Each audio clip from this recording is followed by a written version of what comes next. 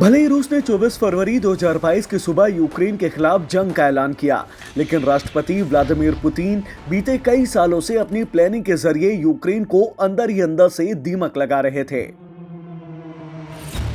और अब जब रूस के सैनिक यूक्रेन पर मिसाइल दाग रहे हैं, तो पुतिन अपनी उसी रणनीति को आगे कर पूरी दुनिया के सामने सीना ठोक रहे हैं।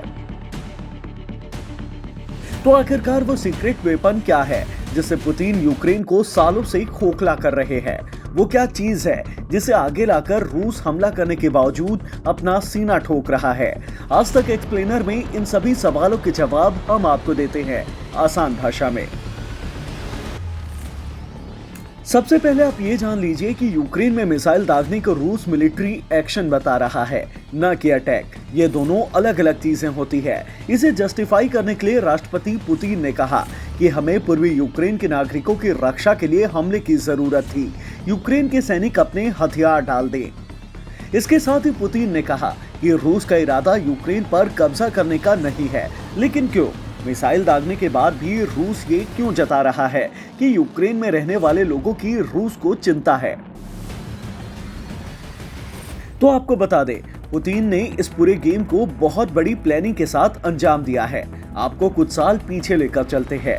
20 फरवरी साल 2014 जब रूस ने यूक्रेन के क्रीमिया पर कब्जा किया, तब उसने यही तर्क दिया था कि उसे वहां रह रहे रूसी मूल के लोगों की चिंता है और उनके हितों की रक्षा करना रूस की जिम्मेदारी है, इसलिए वो क्रीमिया को अपने में मिला रहा है। और अब 21 फरवरी साल 2022 जब रूस दोनेत्स्क और लुहांस्क को अलग देश घोषित कर उसकी सुरक्षा के लिए मिलिट्री एक्शन कर रहा है, तब भी रूस का यही दावा है कि वहां रह रहे रूसी लोगों की सुरक्षा के लिए उसने ये कदम उठाया है।